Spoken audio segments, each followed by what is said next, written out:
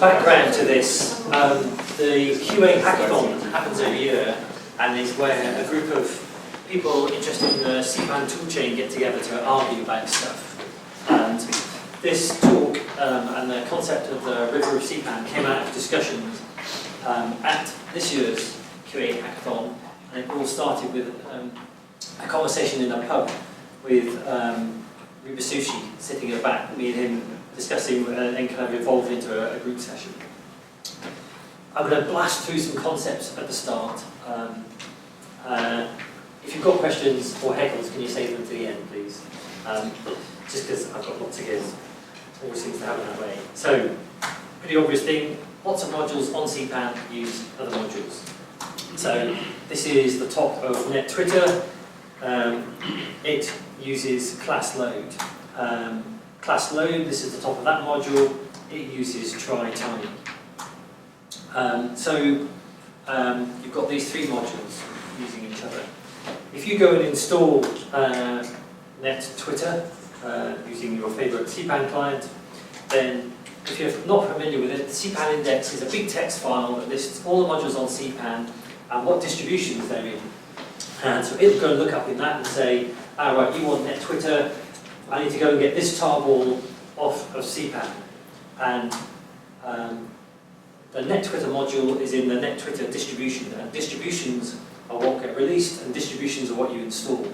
And distributions, modules use modules, but distributions end up depending on distributions. So we started off with a chain of modules, and you end up with distributions that are on CPAN that depend on each other. Some terminology then from class load, which is the middle one of this chain. So try tiny is an upstream dependency, so it's relying on that. And NetTwitter is a downstream dependent, which also you'll see on Meta CPAN and other places referred to as a reverse dependency. So the river of CPAN, what is this strained metaphor?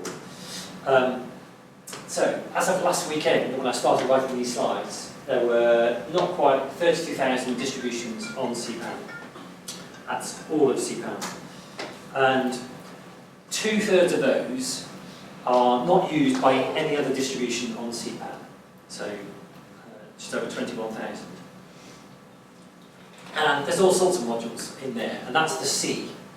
And there's lots of app modules which don't tend to be used by other modules, but they might get used by lots of people. And then, if we look at, okay, well, what are the distributions on CPAN that are relied on by one other distribution? And so, by definition, those are all going to be distributions that are in the C. So there's 4,000 distributions that are used by one other, relied on by one other distribution. There's not quite 1,700 distributions that are used by two. And as you can see there, it might be a chain of 1, 2, 3, like we saw before, or it might be one module is used by two other modules in different distributions. And so that's the start of the C becoming the river. And you can see it fairly quickly is dropping off. If you look at, so this is distributions with one dependent, two, etc. You can see that pretty quickly drops off to where there's a pretty small number that are even relied on by 10. So then, if we look at chunking distributions in essentially kind of logarithmic bins, so 1's relied on by 1 to 9, 10 to 99, etc.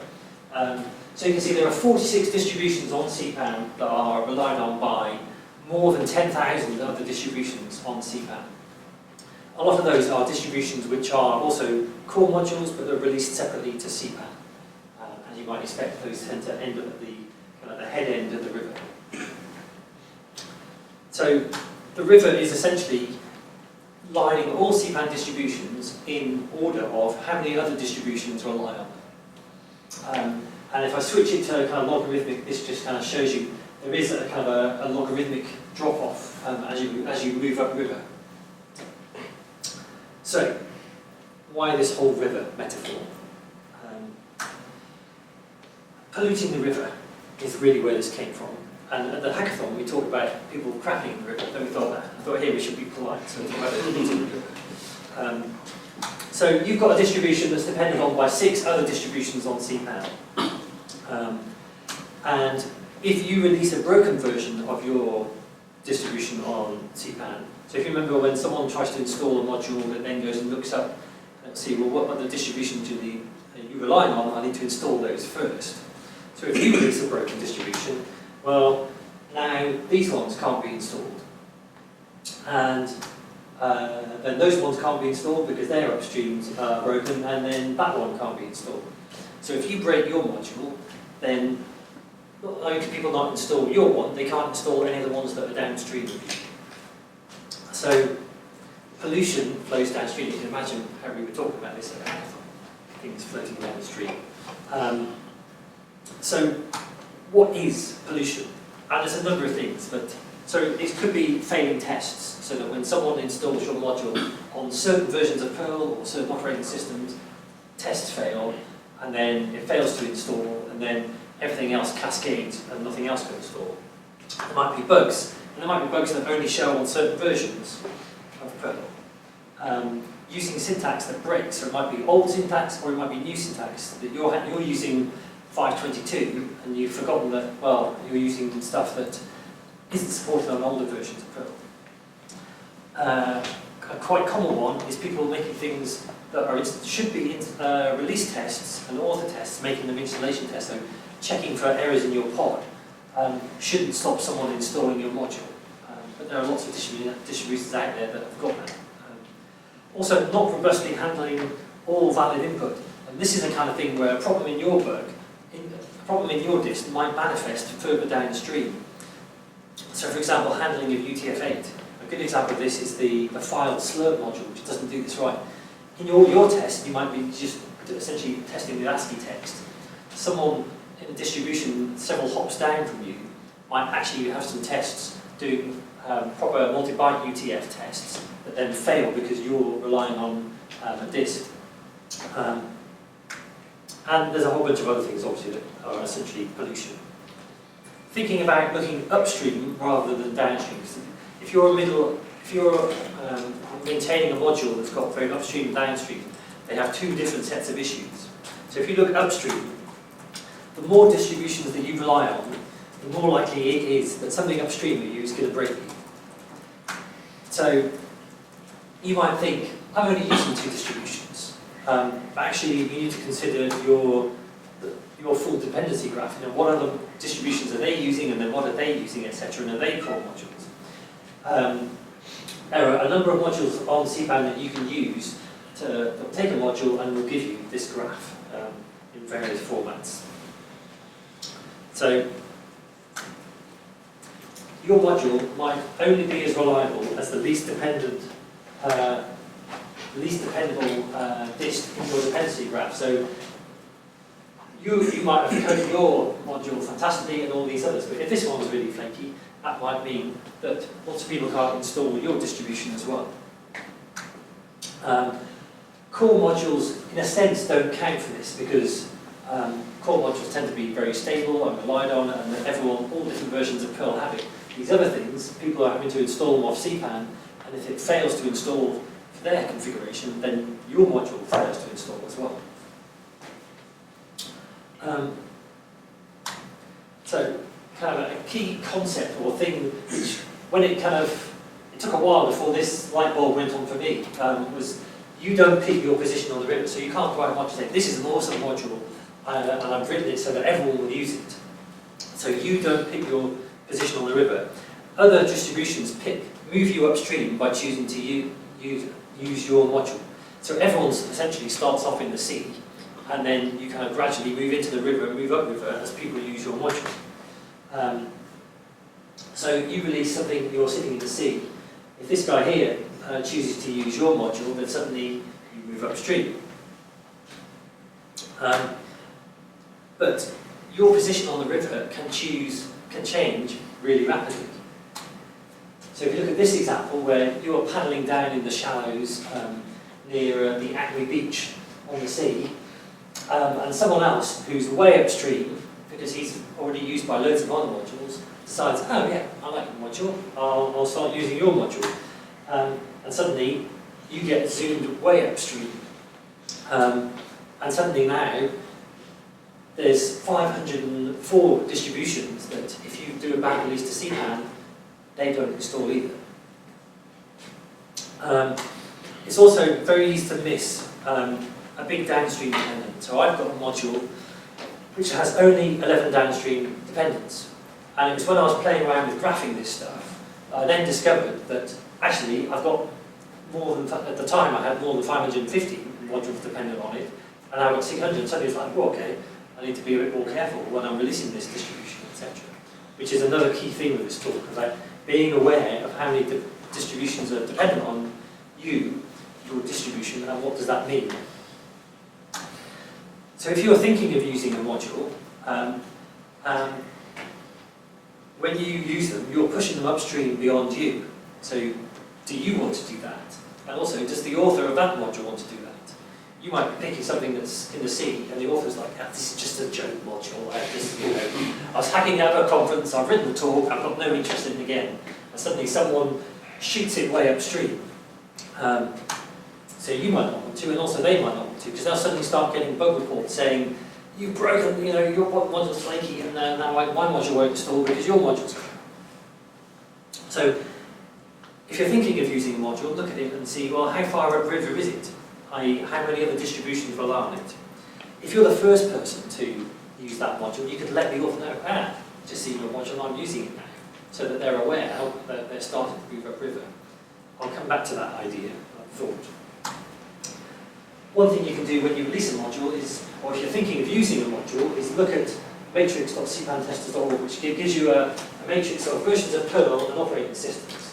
And if you look on this one, you can guess that the person perhaps developed it and tested it on Windows, where it works fine for me on Windows, but actually on just about every other operating system, it really doesn't. I adopted this module before I realised what a mess it was. I stand around to fixing it. So, when looking at a module, you can look and see how many outstanding bugs does it have, when did it last get a release, and very often there are alternative modules. So now, you've got some task, have a look and see, well, what are the alternatives, and which one is the best module for me to move upriver, for CPAN and for me. In all of this, obviously, this is talking about dependencies on CPAN. You kind of need to not forget darkpan. There are some distributions on CPAN that have very few CPAN distributions using them, but that you know are very widely used. ACK is a good example. As you might expect, there aren't many modules on CPAN relying on ACK, but there are lots of people out there relying on ACK. So, some realities of the dependency graph. So you write this lovely module, and you're a good citizen, so you say, this supports version 5.6 onwards, which is what the toolchain supports, and I support all operating systems. But it turns out that, well, on one of these modules, the author doesn't care about Windows, or it's a bit hard to make it work on Windows, and actually he only supports 5.8 plus, and he supports 5.10 plus. So the versions of Perl and the operating system supported by your module is the intersection of the ones supported by all the distributions upstream of you. So if you want your module to be widely used and to be stable and reliable, you need to look at the things upstream of you and consider how stable and reliable are they on the platforms that you want to support. And the further upstream a module goes, you'd hope that the more versions of Perl and the more operating systems it would support, for the rest of us to be able to rely on it, and not install it and get a surprise when they then upgrade a version of Perl, or something like that. So, water quality. This is good. The further upriver a distribution is, you can see now, basically the further upriver you are, the more other stuff on CPAN you can break. So you'd hope that the further upriver you go, the more reliable it will be. And you might hope that the reliability would come before going upriver. The reality is that that is not the way it happens, for a number of reasons. I'll come on to some of those. Generally what happens is, some module gets shot upstream by someone choosing to use it, and the author of the module then starts getting bug reports. at which point they either fix those bugs or they give it to someone like Chris and say, oh shit, can you maintain this module for me now, please? So looking at the chunks that we had before of how many other disks are dependent on it, I looked at, so what's the number of CPAN testers fails versus, so passes versus fails versus unknowns. And kind of, as you'd expect, I hope you'd expect, kind of basically the number of percentage of passes kind of goes up as you go upstream. But that's kind of like a snapshot as now. In moving upstream, generally a lot of those distributions have been through some bumpy water in sorting issues out. And you might say, well, actually, that previous graph, that looks pretty good, the head of the river. You actually notice the head of the river has slightly more fails than the next step down the river, which is not so good. But also remember, at the head of the river, at least 10,000 other distributions are dependent on it. So there's 595 fails. And okay, as a percentage, that's pretty small, but there's a ripple down effect, so you could almost multiply by the number of disks to see, well, what's the potential cost or impact of some of those fails. So then I thought, well, what are some other things that are measures of quality for a distribution? So one of the things is to help tools work out, well, what are the dependencies, etc. A distribution really should have at least a meta.yml, and preferably a .json for various reasons. And so I looked to see, well, how many distributions have neither of those, so don't have a metadata file, which makes life hard for tools to work things out. And also means that in calculating this river data, I've basically missed all these distributions here, I've missed their dependent distributions because there was no data available. So again, as you move upstream that gets better, but you know, there's one distribution that doesn't have a metadata file that's right at the top of the river. So in doing this I thought, okay, there's some things for us to fix then. So how should your development practices change as your disk moves upriver? So if we chunk distributions, so no downstream dependence, you're in the river, and then you've got a handful of distributions, you've got a lot of distributions, and then you've got oodles, tons, just to break up in some way. So as we said, as you go upriver, quality needs to improve. But one of the strengths about CPAN is there's a low barrier to entry. So anyone, it's very easy for someone to upload a distribution CPAN, and that's been one of the reasons behind its success.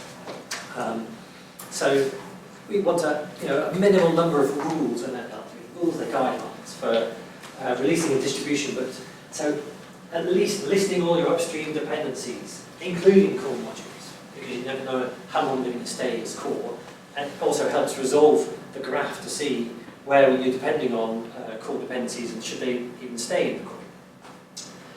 Include a meta.json, and the main reason for this is that it lets you identify whether something is a tested dependency, a build, or a configured dependency. Because if people are installing your modules in development, they might say, I don't need to bother running the tests, and then they don't need to install all your test dependencies. But they can only do that if the metadata identifies those. That's why, as soon as you go upriver, you really should have a meta.json file. And if you release something onto, and this is just an experiment that you cooked up for a talk at a conference, put that in the documentation, which will hopefully discourage people from shooting it upriver. When you've got a handful of dependents, specify the oldest version of Perl that you plan to support, preferably in the documentation and in the metadata, so tools can use it and work on it. Have a test suite that does more than just load a module. And we've all written modules like that, thinking, oh, I'll get around to writing the test suite. There's loads of those things, ones that have passing tests, shouldn't really have passing tests, I'm sure. Have a proper license specified in the documentation and in the metadata. Lots of Unix distributions won't include your distribution if it doesn't have a proper license, and it can make life hard for people who are trying to rely on your distribution if it doesn't have a proper license. And if you're putting on, why are you putting on the CPAN if it doesn't have a good OSI license, if you're not wanting to share it? Include a changes file. I've mentioned CPAN testers, the matrix in particular, and start looking at quality. Not everyone agrees on which bits of quality, but at least look at it and be aware and choose which bits of it you want to apply to you. When you've got a lot of dependents, then you really need to start being aware of your dependency graph, both your upstream dependencies and your downstream dependents. You really should start doing developer releases for any non-trivial changes. Developer releases basically mean that CPAN testers will run your test suites on a whole range of versions of Perl and operating systems, and you'll find out if you've got any of those failures like you saw on the matrix graph. But anyone installing into a production environment will be installing that version. So that's the way to flush out things where, oops, forgot about that, and catch that with CPAN testers. Having good test coverage and start trying to maximise versions of Perl and versions of operating systems supported. Because the more modules that move upstream that don't support Windows, for example, then the harder life is for people on Windows trying to use Perl, and they'll just go somewhere else. If you start using a module, consider letting the author know. I mean, if you're the 5,001st person, then yeah, save yourself the email. But if you're the first, second, or third, then I think that's good practice to let the author know. So it gives them a little warm fuzzy maybe. Oodles are dependent. So this is now you've kind of got right up at the head of the river. So you need to consider bus factor. Consider having co-mates or a project organisation, so it's not just you. Also, people's interest in modules kind of waxes and wanes. If you've got a team and different people can, as the interests come and go, take on doing releases and fixing bugs. Having a mailing list or an IRC channel, having really good test coverage and performance regression testing, so you don't release one version that's suddenly 50% slower than your previous release.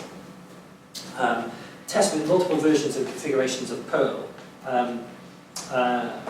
Marine brand, known as Tux, he manages the text CSV XS module. He has a huge framework around his. He tests on 140 something different builds of Perl. All the versions of Perl that have ever been publicly released, and different variants with different compiler flags. So before he does any release, he can test on all those. He also tests with not only his module, he tests downstream, a selection of downstream modules to make sure that he's not breaking them with these changes.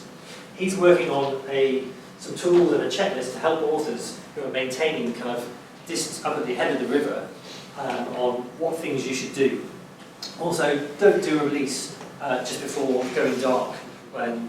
If you break something, then someone's going to have to scramble around and try and do a patch release of your distribution. So, conclusion. You don't control your position on the river. Your river position can change very rapidly, and you can change someone else's river position very rapidly. So you need to think about that and inform authors if you're doing this to them. Your development process and your release process to CPAN needs to mature, or hopefully you will agree it should mature as you move upstream, because more and more people are relying on you, and there may be further you are on CPAN, there's a good chance as well that more and more people on DARPAN are relying on your distribution. One thing that came out of the discussions we had and doing these slides is that we need an agreed measure for distribution quality. You can see there were several things that I did there, but it'd be good to have some agreed measure that we can then track.